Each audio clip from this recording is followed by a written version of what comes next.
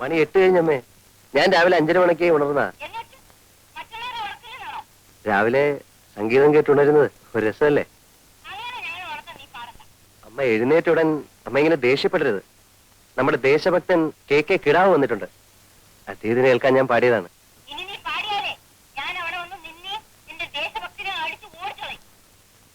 അമ്മേ, ഗാന്ധിജിയുടെ തത്വങ്ങൾ അതേപോലെ ജീവിതത്തിൽ കൊണ്ടു നടക്കുന്ന ഒരു മാതൃകാ പുരുഷനാണ് ദേശഭക്തൻ. അമ്മ എന്നെ എന്ത് വേണമെങ്കിലും പറഞ്ഞോളൂ, പക്ഷെ അദ്ദേഹത്തെ അടിച്ചോടിക്കുന്നൊന്നും പറയരുത്.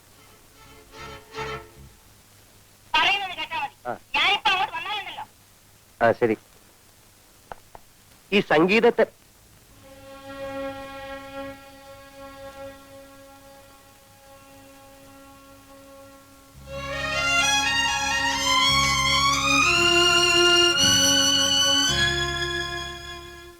Good morning, darling. Good morning.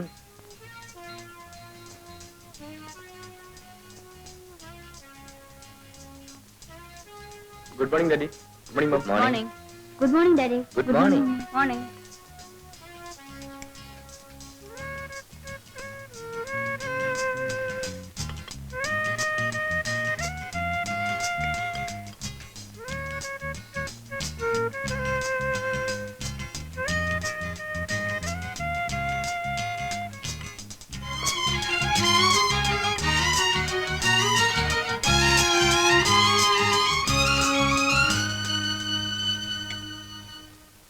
Good morning പറയടാ. അച്ഛാ. ഡാർലിംഗ്, ഇന്ന് ഉച്ചയ്ക്ക് ഞാൻ മിസ്സസ് ചെറിയാനെയും മിസ്സസ് മേനനെയും ബ്രിഡ്ജ് കളിക്കാൻ വിളിച്ചിട്ടുണ്ട്. They'll have lunch with me. Very good. ഇന്ന് നൈറ്റ് ഡിന്നർ ഞങ്ങൾക്കൊക്കെ മേരി തോമസിന്റെ വീട്ടിലാണ്. എനിക്കിന്ന് ഡിന്നർ സീറോഡിലാ. ക്യാപ്റ്റൻ പിള്ളയുടെ വക. I see. അയാളുടെ മകൻ 9ാമത്തെ തവണ SLC പരീക്ഷ എഴുതി പാസ്സായിരിക്കുന്നു. അയാളത് സെലിബ്രേറ്റ് ചെയ്യാൻ പോകുന്നു. എന്നല്ലേ സിവിലോടിയും തിരിച്ചു വരുമ്പോ എന്നെ കൂടെ പിക്കപ്പ് ചെയ്യാമല്ലോ. ഓക്കെ. Thank you. മമ്മി, ഞാൻ ഡിന്നറിന് വരില്ല കേട്ടോ. I have got a programme. എന്റെ ഫ്രണ്ട് ഉഷയുടെ ബർത്ത്ഡേ ഇന്ന് രാത്രി ഞാൻ അവിടെ പോകും. ഓ യെസ്. പ്രസന്റേഷൻ എന്തെങ്കിലും വാങ്ങിച്ചോണ്ട് പോകണം. Yes mummy. പിന്നെ നിന്റെ പ്രോഗ്രാം എന്താണ്? നീ എവിടെയെങ്കിലും പോകുന്നുണ്ടോന്ന്? ഇല്ല, ഞാൻ ഇവിടെ തന്നെ ഉണ്ടാകും.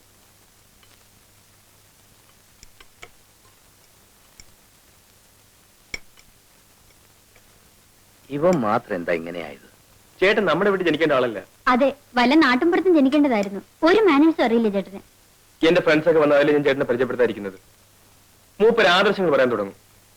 ഒടുവിൽ നമ്മൾ ജമ്മുകയും ചെയ്യും. അതെ, ചെറുപ്പത്തിലേ ശ്രദ്ധിക്കാത്തതിന്റെ തകരാറാ. എപ്പോ നോക്കിയാലും ഈ ഹാർമോണിയം വെച്ചുകൊണ്ടുള്ള പാട്ടും പിന്നെ വായനയും.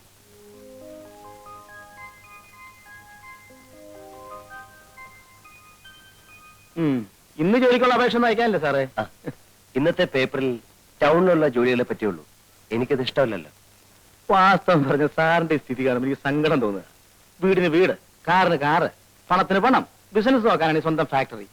ഇത്രയും സൗകര്യങ്ങളുള്ളപ്പോ സാർ ഇങ്ങനെ ജോലിക്ക് അപേക്ഷിക്കേണ്ട വല്ല കാര്യമുണ്ടോ? മനസ്സിന് ഇഷ്ടപ്പെട്ട ജോലി വേണ്ട ചെയ്യാൻ ശങ്കരൻകുട്ടി. പിന്നെ സാറിന് ഇപ്പൊ ജോലി ചെയ്തിട്ടുണ്ട് ജീവിക്കാൻ.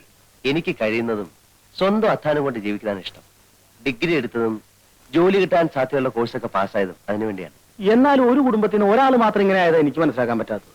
അച്ഛനും അമ്മയ്ക്കും ഡിന്നറും ക്ലബ്ബ്, അനിയന് ഡിസ്കോ, അനിയത്തിക്ക് ക്രിക്കറ്റ്, ചേട്ടച്ചാർക്കാണെങ്കിൽ മഹാത്മാഗാന്ധിയുടെ കുറെ പുസ്തകങ്ങളും ആദർശങ്ങളും വാത്മീകവും. വാത്മീകമല്ല, ആത്മീകം. അത് തന്നെ ഞാൻ പറഞ്ഞേ. ഇത്രയ്ക്ക് ആയ നിലയ്ക്ക് വല്ല രാഷ്ട്രീയ പാർട്ടിയിൽ ചേർന്നിരുന്നെങ്കിൽ അതൊരു ഗുണായനെ. ഇത് അതുമില്ല. അല്ല, ഞാൻ അറിയാണ്ട് ചോദിക്കുക, ഈ ജീവിതത്തിന് എന്താ ഒരു സുഖമുള്ളൂ സാറേ? ശങ്കരൻകുട്ടിക്ക് അത് മനസ്സിലാത്തോണ്ട്. ഈ പട്ടണത്തിന്റെ ചായം തേച്ച മുഖങ്ങൾ കണ്ട് ഞാൻ മടുത്തു.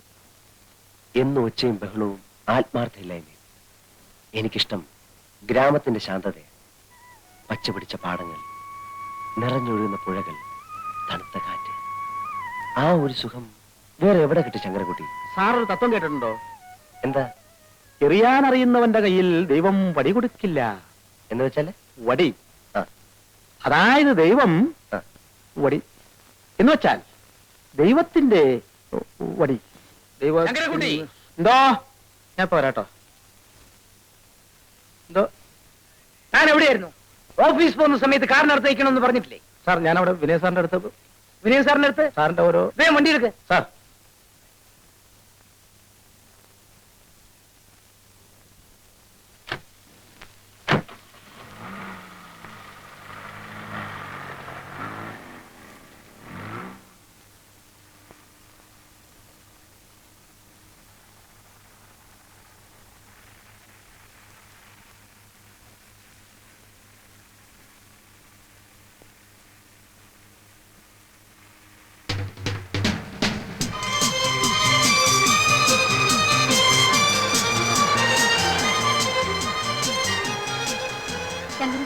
കാറ് നിർത്താം.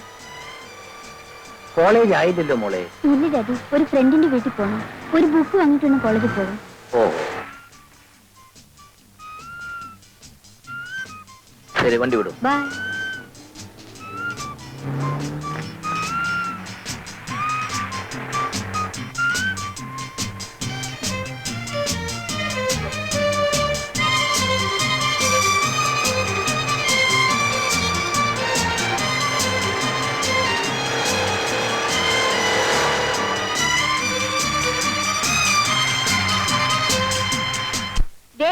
ഇത് കണ്ടോ, എന്റെ ഹസ്ബൻഡ് ഹോങ്കോങ്ങിൽ പോയപ്പോ കൊണ്ടുവന്നതാ.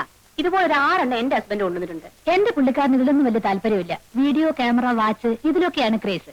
ആ വീഡിയോയുടെ കാര്യം പറഞ്ഞപ്പോഴാണ് ഓർത്തത്. കഴിഞ്ഞ പ്രാവശ്യം മൂപ്പര് പാരീസിൽ പോയിട്ട് വരുമ്പോഴേ ഒരു 6 കാസറ്റ് കൊണ്ടുവന്നു. പക്ഷേ അതൊന്നും പിള്ളേരുടെ മുമ്പ് വെച്ചൊന്നും കാണാൻ ഒക്കില്ല. അതുകൊണ്ട് ഒരു വീഡിയോ വാങ്ങിച്ച് ഞങ്ങൾ ബെഡ്റൂമിൽ തന്നെ വെച്ചിരിക്കുക. ബാബു, നിനക്ക് ക്ലാസ്സിൽ പോണ്ടേ? ഇല്ല മമ്മി, എനിക്ക് കുറച്ച് പ്രോഗ്രാംസ് ഉണ്ട്. ബൈ. ബൈ. പെമ്പിള്ളേർക്ക് ഇവനെന്ന് വെച്ചാൽ ജീവനാ. എത്ര ഗേൾ ഫ്രണ്ട്സ് ആണെന്ന് അറിയാമോ? പക്ഷെ ഇവന്റെ ക്രേസ് മുഴുവനും കാറും ബൈക്കിലുമാ. 3 മാസത്തിന് മുമ്പ് ഒരു ബൈക്ക് വാങ്ങിച്ചു കൊടുത്തേ ഉള്ളൂ. ഇപ്പൊ അത് വേണ്ടാന്ന്. ഡാഡി കാറ് വേണം എന്ന് പറഞ്ഞ് ഭയങ്കര ബഹളം. ഉടനെ വാങ്ങിച്ചു കൊടുത്തൊരു ഡോൾഫിൻ.